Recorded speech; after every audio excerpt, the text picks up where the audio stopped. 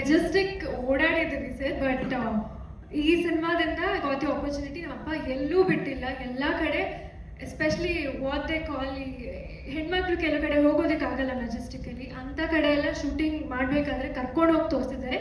ನೀನು ನೋಡಬೇಕು, ನಿನ್ನ ಜೀವನಕ್ಕೆ ನೀನು ನೋಡಬೇಕು, ನಿನ್ಗೆ ಅರ್ಥ ಆಗುತ್ತೆ ಯಾವ ಥರ ಜೀವನ ಇದೆ, ಯಾವ ಥರ ಜೀವನಗಳು ಬೇರೆಯವ್ರ ಲೈಫ್ಸ್ ಹೇಗಿದೆ ಅಂತ.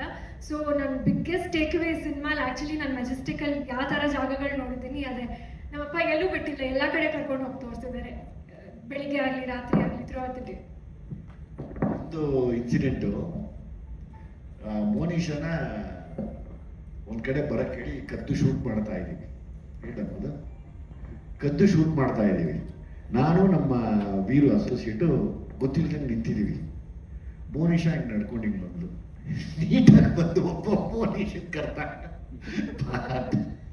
ಏನು ನಡೀತೀವಿ ಹೇಳಮ್ಮ. ಆಮೇಲೆ ಅವತ್ತು ನಾವು ಕ್ಯಾಮ್ರಾ ಹೈಡಿಂಗಲ್ಲಿತ್ತು, ಶೂಟ್ ಮಾಡ್ತಾ ಇದ್ವಿ. ನನ್ನ ಪಾಡನ್ನು ನಾನು ನಡ್ಕೊಂಡು ಬರ್ತಾ ಇದ್ದೆ. ಐ ಥಿಂಕ್ ವಿಜುವಲ್ಸ್ ರಿಲೀಸ್ ಮಾಡಿದ್ದೆ ಆಲ್ರೆಡಿ, ಒಂದು ಶಾರ್ಟ್ ಇದೆ ಮೆಜೆಸ್ಟಿಕ್ ಬಸ್ ಸ್ಟಾಪಲ್ಲಿ, ನಾನು ಇಳ್ಕೊಂಡು ಬರ್ತಾ ಇದ್ದೀನಿ, ನನ್ನ ಪಾಡನ್ನು ನಾನು ಬರ್ತಾ ಇದ್ದೆ. ಬಟ್ ನಾವೆಲ್ಲರೂ ಕೇಳಿದ್ದೀವಿ how dangerous Majestic can get ಅಂತ. ಅವತ್ತು ನನಗೆ ಎಕ್ಸ್ಪೀರಿಯನ್ಸ್ ಆಯಿತು. ನಾನು ಏನೂ ಮಾಡಿಲ್ಲ, ನಾನು ನಡ್ಕೊಂಡು ಬರ್ತಾ ಇದ್ದೆ. ಯಾರೋ ಒಂದು ಮಿಡಲ್ ಏಜ್ಡ್ ಒಬ್ಬರು ವ್ಯಕ್ತಿ ಮ್ಯಾನ್ ಬಂದು ಅವ್ರೇನೋ ಹೇಳಿದ್ರು ನನಗೆ ಅದು ಕ್ಲಿಯರಾಗಿ ಅರ್ಥ ಆಗಿಲ್ಲ. ಅವ್ರ ಭಾಷೆ ಕನ್ನಡನೇ ಇತ್ತು, ಬಟ್ ನನಗೆ ಅರ್ಥ ಆಗಿಲ್ಲ. ಬಟ್ ಅವ್ರ ಇಂಟೆನ್ಷನ್ ಏನು ಅಂತ ಇಟ್ ವಾಸ್ ವೆರಿ ಕ್ಲಿಯರ್. ಒಂದು ಒಬ್ಬಳೇ ಹೋಗ್ತಾರೋ ಹುಡುಗಿನ ಅಪ್ರೋಚ್ ಮಾಡಿ ಬೇರೆ ರೀತಿಯಲ್ಲಿ ಅವ್ರು ಮಾತಾಡಿದ್ರು. Immediately before I could react, ನಮ್ಮ ಟೀಮ್ ಎಲ್ಲ ಬಂದು, ಅಪ್ಪ ಬಂದರು, ನಮ್ಮ ಡೈರೆಕ್ಟ್ ADs ಎಲ್ಲರೂ ಬಂದು they took care of the situation. But ಅವತ್ತು ಅನಿಸ್ತು